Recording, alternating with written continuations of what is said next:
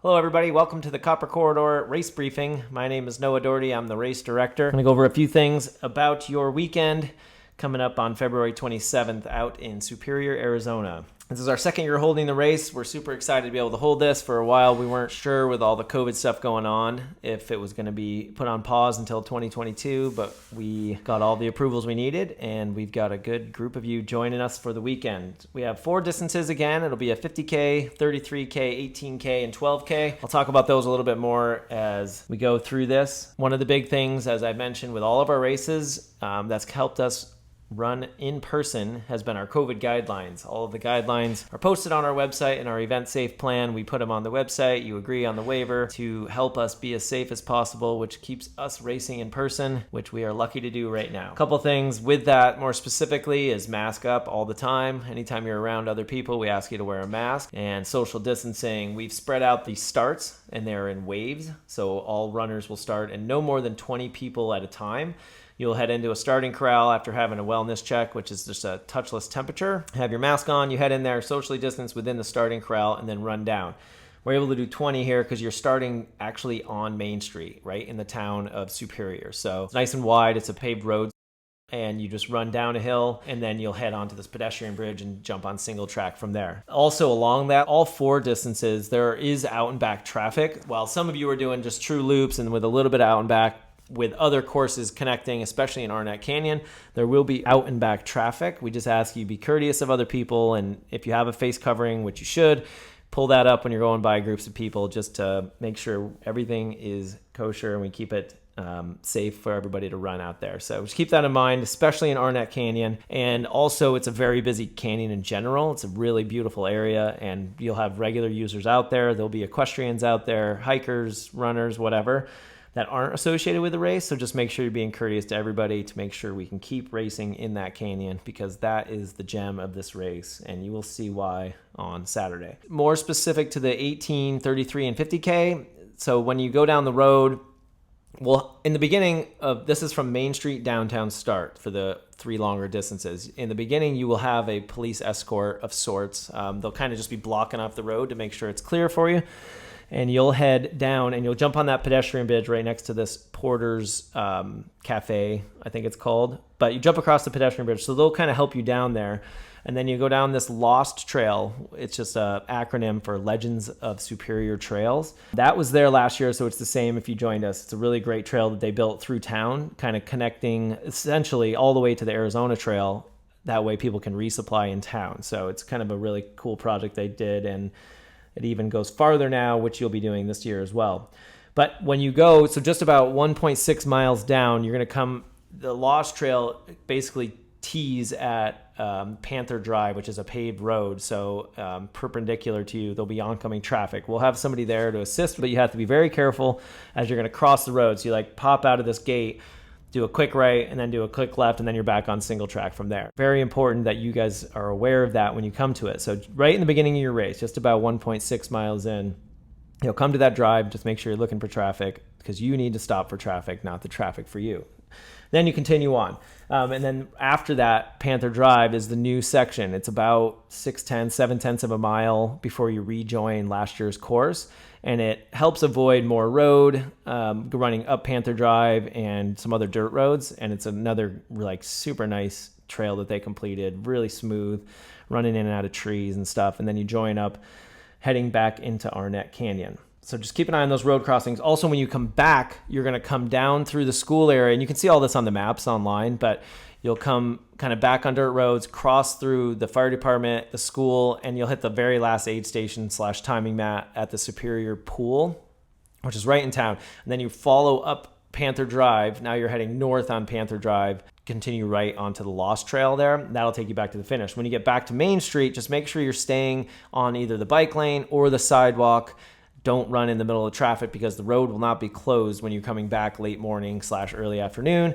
It's up to you guys to kind of keep an eye on it. We'll have people out assisting with that, but just remember that as you're coming back up Main Street to stay as far off the roadway as you can, because cars will be driving through until you get about a quarter mile from there where everything's blocked off and closed for us. Just keep an eye on all that stuff to make sure everybody's being safe, and same thing with aid stations. Make sure you're putting face coverings up, because to keep everybody safe there as well. There are drop bags, only the 50K that is out at Pick-a-Post. Pick-a-Post is a little bit shorter, so with the change in course, where we continue straight on the Lost Trail, that's new, rather than cutting down and around and then back out. It's a little bit shorter this year, so you'll actually be hitting there at like a little under 10 miles. So decide if you need that drop bag or not, but it's available if you want it. You'll be on a long stretch from Pick-a-Post all the way through Telegraph Canyon, Aid, and back around through Arnett. While it's early on, maybe you want it for the next 20-mile stretch that gets you back through the canyons and around. And that's a really great stretch too,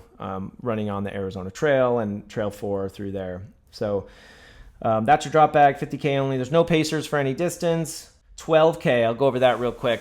The 12K is its own start and finish. So this is for your benefit. So you get to enjoy the best part of your course without running a lot of extra town miles. So we start you at the Superior Pool, which is right on the edge of town. And then you'll cross a road where we have also road marshals helping. And then you basically go up the road and then do the fastest connector into Arnett Canyon. You get to do a cool loop in Arnett and run back to the finish there. So you'll start and stop just a short stretch on road, and that is at the Superior Pool. There will be pack-a-pickup at the Superior Pool on race morning. I think your race starts at 8:30. That's the first wave, and we're looking at probably 4 waves of 20. But you can pick everything up at the Superior Pool. There will also be the pack-a-pickup Friday night, which is in town, and that's 5 to 7 p.m. So you could pick up your 12K bib up there. Otherwise, everything will be done at the Superior Pool on race morning on the 27th. Last year we had it at the Pharmacy. That is closed because of COVID. The whole hotel is closed, Hotel Magma, and the Pharmacy is what it was called. So we're moving it to just a little bit down the street on Main Street. They have this Basich Park, it's called, and it's a really great space. They have a built-in food court, open food court. It's not restaurants and stuff. It's more for like renting out event space / they have farmers markets, which they'll have next Saturday and stuff. They have a stage and everything where eventually our goal is we'll have bands and stuff at this event as long as we can get out of this COVID time. For now, we'll do our pack-a-pickup there. So it'll be right off Main Street, and Neary is technically what it shows on the map, even though Neary is kind of closed off now because of the park. That's 5 to 7 p.m. And again, it's right next to the start-finish line. And then on race morning, that pack-a-pickup will just move right to the start-finish. So you'll see our store / registration tent as usual, and you can pick up your bib race morning starting at 6:15 with the first race at 7 a.m. It's nice because it doesn't affect the times very much, and people will, the times are still, we're able to split them up every 30 minutes, and then from there, you run every 5 minutes, groups of 20, and because of the size of the event, we're only looking at 3 to 5 waves for each distance. And then we'll kind of go that way on your for finishing and stuff like that. Crews, we have on the website, you'll see there's crew access at Pick-a-Post. This is kind of a difficult spot, for lack of better words. We're not allowed to park in the main parking lot at Pick-a-Post. It's a very busy parking lot, especially on the weekends. There's a lot of horse trailers and stuff there, so we aren't able to park in the main lot at all. There's a spot, which we have a map on the website that shows you where you park. It's basically an open dirt lot / horse trailer parking as well, but it's a good half mile to 3/4 of a mile walk up the road from there to get to the aid station. So something to consider if you were thinking about crewing for the 50K or 33 technically, but more so for the 50K. It includes that walking time on a road, and we can't park up there. Very, very important, and there will be rangers there, so we need to make sure we're abiding by that. There's another location that's much easier to access. It's on the Lost Turnaround. So when they get to Pick-a-Post, the runners will continue northeast on the Arizona Trail about 1.8 miles, and then they come to a turnaround point right at this road. There'll be a little pop-up tent and some volunteers helping out there, and then they turn back and head to Pick-a-Post again. You can meet them there if you'd like. It's only a water-only aid station. There's a big parking lot across the street, just a dirt road.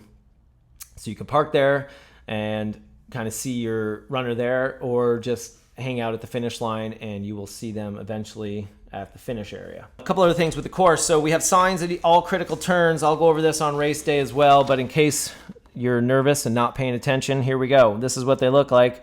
They match your bib color to a certain extent. So 12K, 18, 33 and 50, all the colors there. Those will be at all critical turns. It is very, very important that you follow only your signs, only your distance, and make sure you are looking at the signs at junctions and not just following people as they run through turns. There will be plenty of places where you are going one way and another distance goes another way, and you want to make sure you're running your race so you get a finish.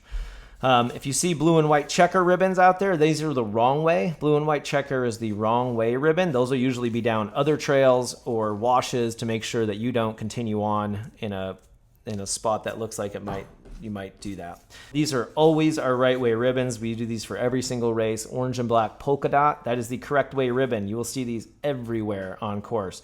We also use pin flags. Those are black and orange as well, and they'll have a stamp of Aravaipa running on them. Those will be strewn throughout, a lot on the Lost Trail and part of the Telegraph Canyon as well, where there's less bushes and stuff to hang on. So keep an eye out for all of those things on course. And again, just make sure you're looking at knowing your course in advance.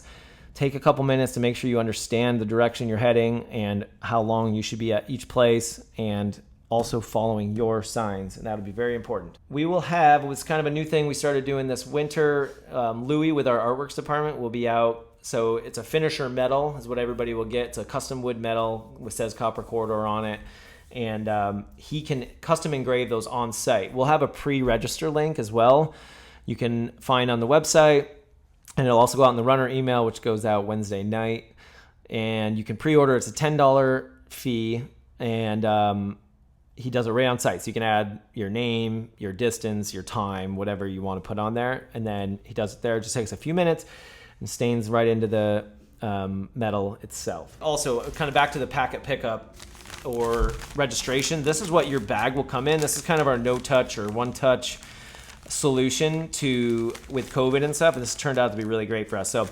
the ladies here, Erin and Bree pack these beforehand. So everything in here is your bib, your shirt, your pins, if there's anything else, if there's a sticker or whatever, for whatever race it is. So it all comes in here.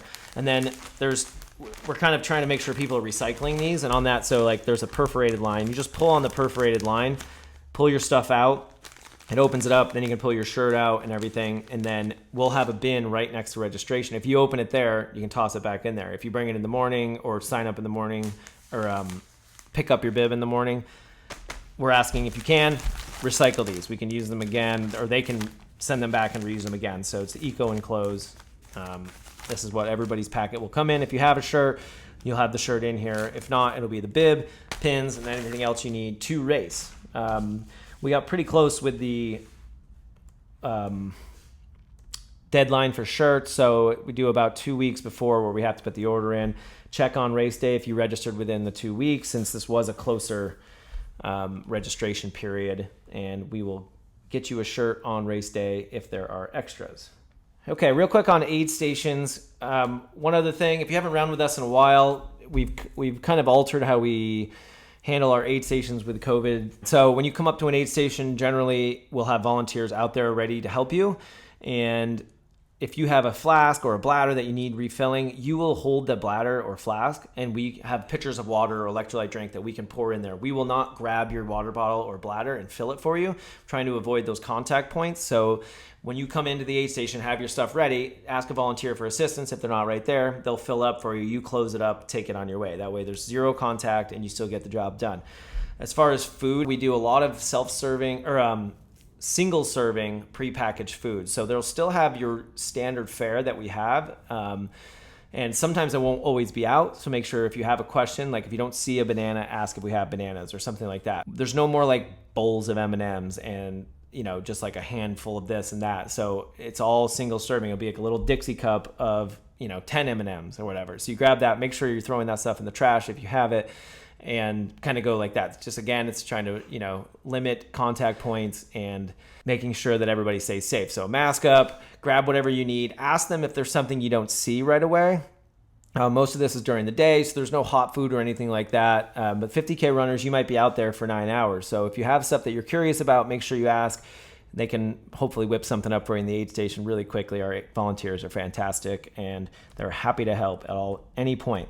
So wave starts and tracking. We will post the wave starts hopefully in the beginning of this week. Registration closes Monday night, And then we work on wave starts from that complete list of registrants. And then we will post that on the website. It'll be in the runner email. It will be listed on the packet. So your bib, when you get this, it'll have a packet that says your name. It'll say the wave that you're in. It'll have kind of everywhere we can put it. And like I said, because it's not a huge event, there'll only be a difference of up to 15, maybe 20 minutes between the set start time on the website and your actual time, and it just goes off of ultra sign up scores. We do our best to kind of move people around as we think appropriate. During the race, we will have tracking as best we can. There's a couple aid stations that are kind of in a weird cell area, but live.aravaiparunning.com, and you can check in or have your friends and family check in while you're out there and hopefully follow along. One other thing about the arrival process, so this is on race morning.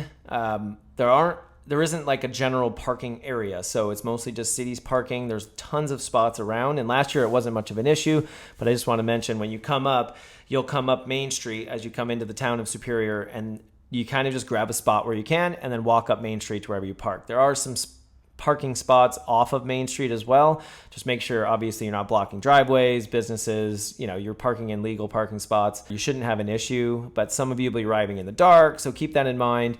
You might have to walk a little bit for the arrival process, add that into your arrival time, especially if you're still picking up a bib and stuff. There is one lot that we have posted on the website as well. It's up off of Lobb Avenue. It's kind of right next to City Hall, and it's just a dirt lot that it's like a baseball field. We're allowed to park kind of in that dirt area there, but I don't know that you'll need it, but it's there if you need a spot to park. If you can't find anything, look up Lobb Avenue by the town hall, and there's some spots there that you can find. Otherwise, find us parking anywhere on the street. Just make sure it's a legal spot, not blocking anybody that lives there, and we are good to go. Okay, I think that just about wraps it up for our race briefing. We're really excited to have you all join us this weekend, and the town is really excited. They've embraced us like wholeheartedly the last 2 years. We want to make everything right with them, so make sure if you do go into restaurants or shops that you're wearing your face coverings, and if you're able to, sit down and have lunch with them or grab something in the store. But yeah, thank you everybody for kind of sitting through the race briefing, and if you have other questions, look on the website. There's just a ton of information on there that will get you most of every question you have, and then we will see you either Friday night at Pack a Pickup, or we will see you race morning, February 27th. Thanks again. We'll see you soon.